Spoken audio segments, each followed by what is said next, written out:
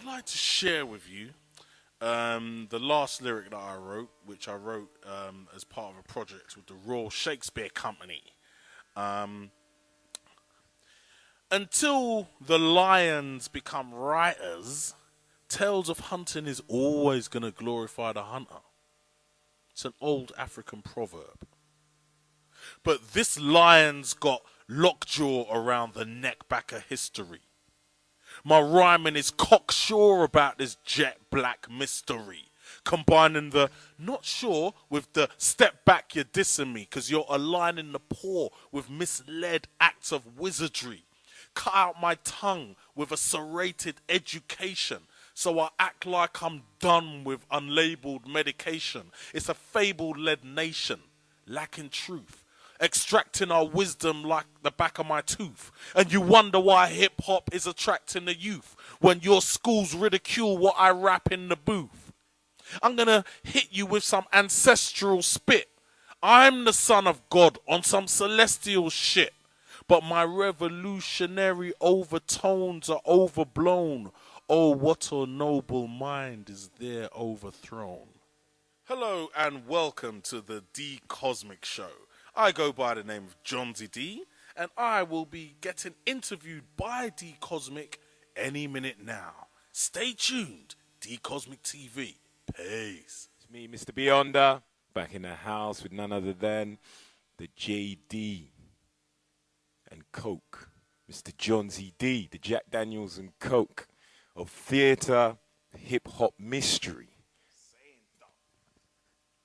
I'm saying though, man, it's a pleasure to be here, man. I've been wanting to get onto this website for a very long time, and I'm really happy that I've managed to do it.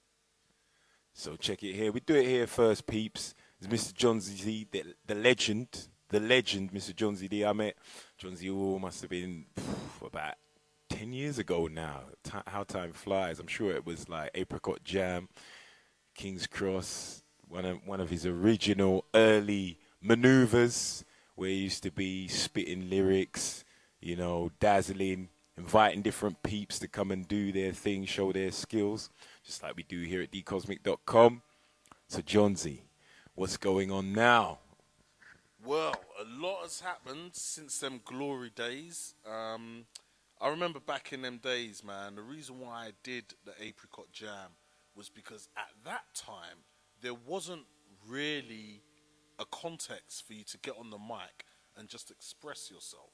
At that time, there were only battle events going on where rap was concerned, and the performance poetry thing was the performance poetry thing, and the bridge between MCing and poetry wasn't as much there, you know.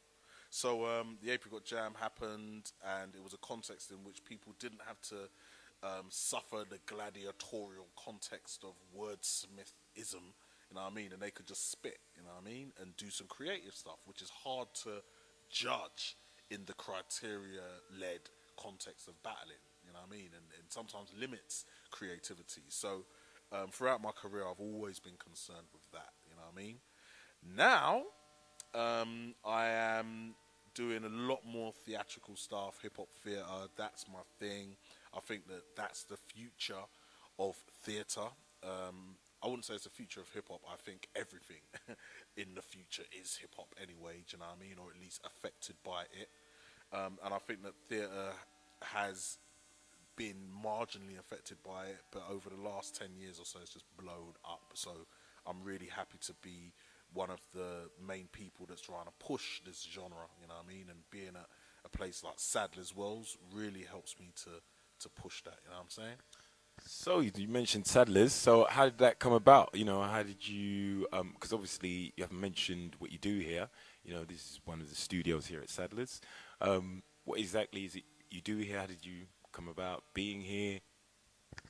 Well, I was touring my first hip hop theatre show about 10 years ago internationally, and prior to that, it was called Lyrical Theatre.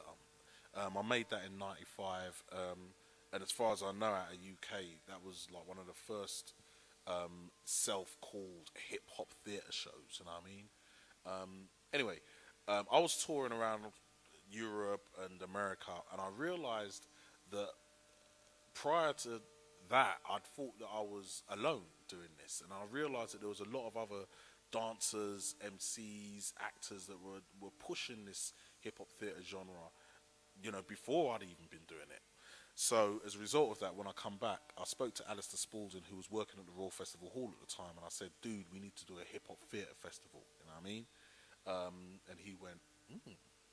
So then when he got the job here, chief exec, one of the first things that he did was call me and said, "Let's do this." You know what I mean? So we're basically doing an event annually. We're in our 7th year this year, called Breakin Convention. Um, we've got the best dancers from the world of hip hop dance presenting their work in a theatrical context, so it's not necessarily a battling context. Again, that's a theme that runs through my whole thing about trying to present the artistry as opposed to the conflict elements of the culture, you know what I mean? Just want to say though, I love battling, you know what I mean? It's not like I don't love battling, you know? I just think that some of us don't necessarily thrive in that context, you know what I mean? Me included. I was never one that could handle someone telling shit about my mum and me not do nothing. Well, that's not a bad thing. That's not a bad thing. So, you're here, you know, you mentioned fleetingly Breaking Convention. I mean, I'm sure a number of people know kind of it, but if they don't, what is it and how come you're in your 7th year? Explain. Breaking Convention is an international festival of hip hop dance theatre in which we endeavour to get work from the far corners of this hip hop world that we live in. We've had artists from Brazil to Korea, all over Europe, North America, obviously, Africa, Russia. We've had crews from all over the world, and they're presented hip hop theatre. I look for creative exploration of what that means. What is hip hop dance theatre? What can it be? So I'm quite often looking for experimental stuff. I also like just straight up, just wicked, dope freestyle street dance type stuff, like really tightly choreographed work. I like breaking crews that come down and do routines and stuff. Some of the greatest acts that we've had over the years, we've had foundation crews like the Electric Boogaloos. We've had Prince Ken Swift. We've had classic and poppers from Denmark, people like Mr. Steen. We had Tommy and the Clown with the Crump thing. In our first year, we had that. We've just had some amazing. Yeah, man, Tommy killed it, bro. Killed it with some magic shows on stage, and a lot of the audience are like, "What's going on?" But personally, for me, that's the roots of this crump dance. You know what I mean? It come from children's parties, so that was dope. But yeah, man, we've had some of the best acts here, and we continue to do so. The reason why we're in our 7th year is because we sell out every year. You know what I mean? You have to buy your tickets in advance. You know what I mean? Certain people know, certain people want to be on a long thing and wait until the day itself, and they will always be disappointed because I think that this is probably the high point of the dance calendar in London. So the Thursday we have Future Elements, Friday we have the film night, and then on the Saturday, Sunday, and Monday we have the big event where we take over the whole building. We have graffiti writers who bomb up the whole space with some dope pieces. We have graffiti exhibitions outside during the day. We've got the enforcers, DJs, Cutmaster Swift, DJ Pogo, and Billy Business in the mezzanine. We have improvising going on throughout the whole day.